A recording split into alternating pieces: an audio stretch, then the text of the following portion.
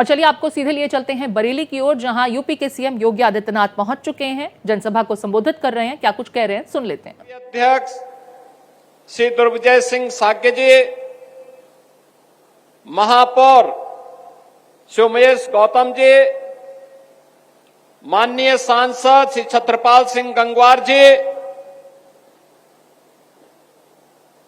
विधान परिषद सदस्य कुंवर महाराज सिंह जी, बहोरन लाल मौर्य जी, माननीय विधायकगण श्री संजीव अग्रवाल जी, डॉक्टर डीसी वर्मा जी, professor Shyam Bihari Lal ji, doctor Raghavendra Sharma ji, doctor MP आर्य जी, भारतीय जनता पार्टी के जिला के अध्यक्ष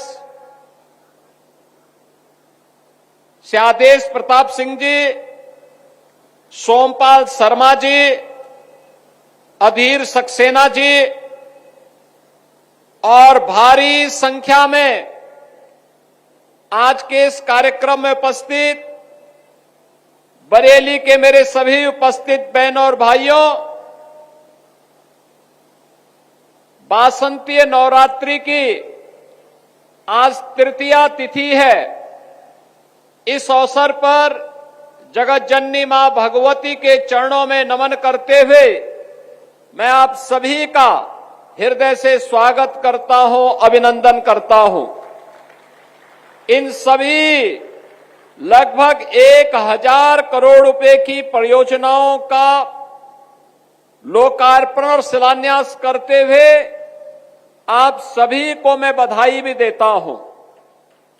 बहनों और भाइयों, विकास की प्रधानमंत्री मोदी जी के विजन को आगे बढ़ाते हुए माननीय जनप्रतिनिधियों के द्वारा प्रयास करके जिन योजनाओं को बरेली के अंदर लाया जाता है, उन योजनाओं के लोकार्पण और शिलान्यास में आपकी खुशी के साथ सहभागी बनने का तो सौभाग्य मुझे प्राप्त हुआ ही, लेकिन स्वास्थ्य और शिक्षा से जुड़े हुए 2 महत्वपूर्ण कार्यक्रमों का शुभारंभ करने का अवसर भी आज मुझे आपके बीच में प्राप्त हुआ है।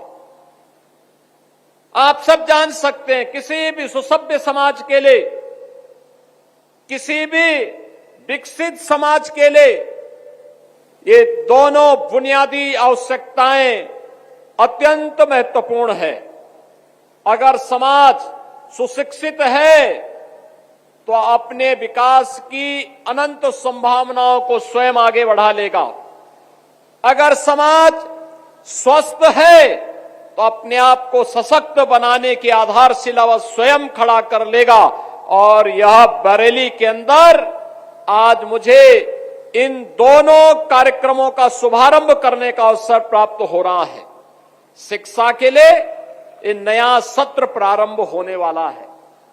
आज से सभी स्कूल कॉलेजेज हमारे खुल रहे हैं और स्कूल का यह नया सत्र प्रारंभ होने पर इन नौनिहाल बच्चों का मैं स्वागत करने के लिए और वे स्कूल जा सकें, आप सभी बरेली वासियों को और बरेली के माध्यम से पूरे उत्तर प्रदेश वासियों का मैं आह्वान करूंगा कि इन बच्चों को अपनी आने वाली पीढ़ी के रूप में प्रस्तुत करते हुए, आने वाले भविष्य के रूप में प्रस्तुत करते हुए कोई बच्चा छूटने न पाए और हम सबको स्कूल चलो अभियान के साथ जुड़ना होगा। इस विश्वास के साथ आज मुझे बरेली आने का अवसर प्राप्त हुआ है और ये जिम्मेदारी आप सबको मैं देने के लिए आया हूं। ये केवल सरकार की जिम्मेदारी नहीं, ये समाज की जिम्मेदारी भी बनती है कि समाज की इस जिम्मेदारी के साथ समाज भी इस बात को अपने ऊपर ले कि अगर कोई बच्चा अनपढ़ रह जाता है तो समाज के लिए भी एक चुनौती है, राष्ट्र के लिए भी चुनौती है, उस परिवार के लिए तो चुनौती है ही है, लेकिन हम सबको इस बात को ध्यान में रखना होगा। अंततः इसका खामियाजा पूरे समाज को और अंततः देश को भुगतना पड़ता है। और इसीलिए 2017 में आने पर हम लोगों ने अनिवार्य रूप से प्रारंभ किया। स्कूल का सत्र प्रारंभ होते ही हर जनप्रतिनिधि, हर शिक्षक स्कूल चलो अभियान के साथ जुड़ेगा, हर बच्चे को स्कूल पहुंचाएगा। और मुझे बताते हुए प्रसन्नता है कि 2017 में जब बेसिक शिक्षा परिषद की स्थिति को हम लोगों ने देखा था, उस समय बेसिक शिक्षा परिषद की स्थिति अत्यंत खराब थी। तमाम स्कूल बंदी के कगार की ओर जा रहे थे, न टॉयलेट थे बालक बालिकाओं के लिए, न पेयजल की व्यवस्था थी, न फर्नीचर थी, न वहां के फर्श बने हुए थे।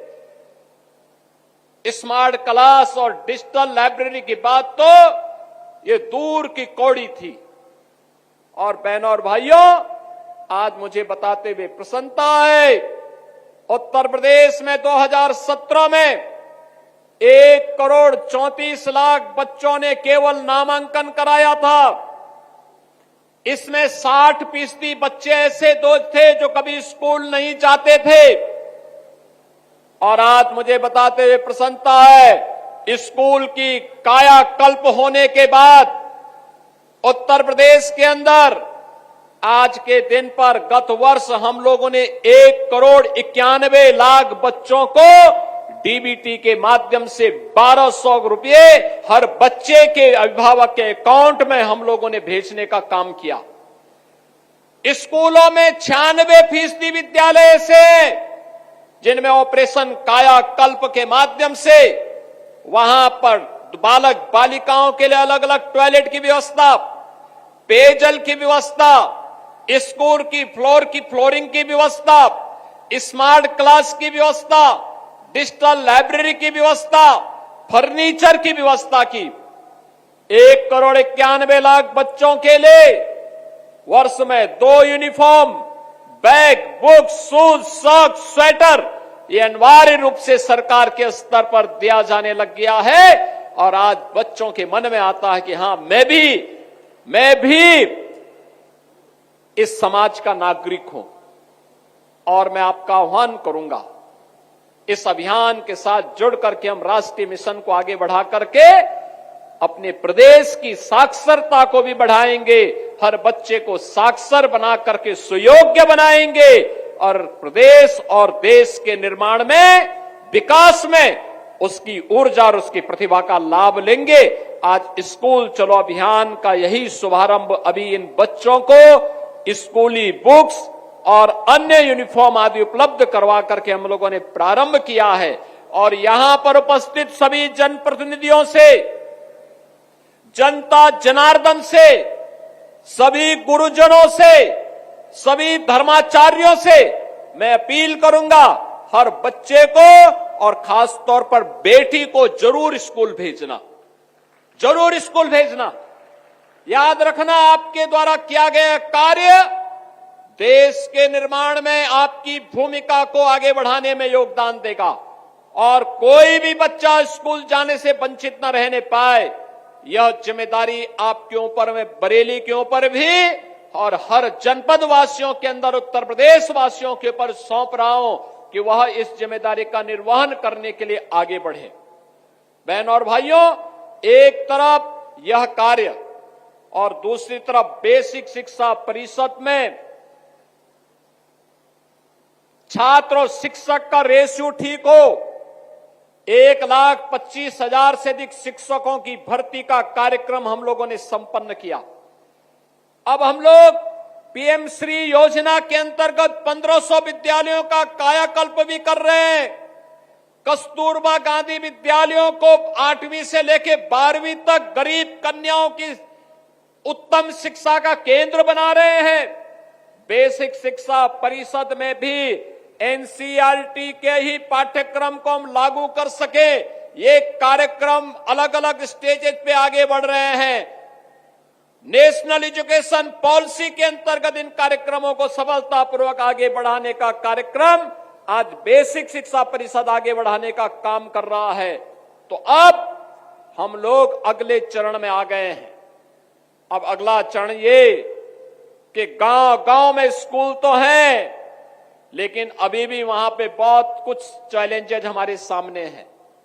हम लोगों ने तय किया है, क्या हम इंटीग्रेटेड स्कूल कॉम्प्लेक्स तैयार कर सकते हैं। और आज मुझे बताते हुए प्रसन्नता है, बरेली के अंदर सरदार अटल बिहारी वाजपेयी जी, पूर्व प्रधानमंत्री जी के ये शताब्दी वर्ष चल रहा है। हम लोगों ने 2023 में सरदार अटल जी के प्रति श्रद्धांजलि व्यक्त करते हुए प्रधानमंत्री मोदी जी के कर कमलों से उत्तर प्रदेश में 16 अटल आवासीय विद्यालय प्रारंभ किए थे। ये 16 अटल आवासीय विद्यालय रजिस्टर्ड बीओसी बोर्ड के श्रमिकों के बच्चों के लिए शुभारंभ किया था। आज बरेली का अटल आवासीय विद्यालय प्रारंभ होने जा रहा है। अभी नवाबगंज में थोड़ी देर में हम लोग जाएंगे।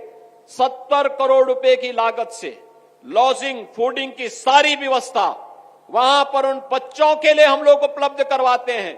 अच्छी उत्तम शिक्षा की व्यवस्था उन बच्चों के लिए है। शिक्षकों का भी प्रशिक्षण होता है, प्रिंसिपल्स का भी प्रशिक्षण होता है, और फिर बच्चों को उत्तम शिक्षा देने का कार्यक्रम करा करके एक मॉडल विद्यालय के रूप में उन्हें स्थापित किया गया है। और उस तर्ज पर बेसिक शिक्षा परिषद ने भी हर जनपद में मुख्यमंत्री कंपोजिट विद्यालय को प्रारंभ करने का निर्णय लिया है। और पहले चरण में 57 जनपदों में जहां पर अटल आवासीय विद्यालय नहीं खोले गए हैं, वहां पर ये सीएम कंपोजिट विद्यालय प्रारंभ होने जा रहे हैं। ये मॉडल होगा पहले चरण जनपद स्तर पर। दूसरे चरण में हम लोग इसको लेकर के आएंगे तहसील स्तर पर, यानी विधानसभा स्तर पर। तीसरे चरण में हम लोग इसको लेकर आएंगे विकास खंड स्तर पर। और चौथे चरण में न्याय पंचायत स्तर पर लेकर के आएंगे, जहां पे प्री प्राइमरी से लेकर के सीनियर सेकेंडरी तक, यानी नर्सरी से लेकर के 12वीं तक की शिक्षा बच्चों को एक ही कैंपस में मिल सके।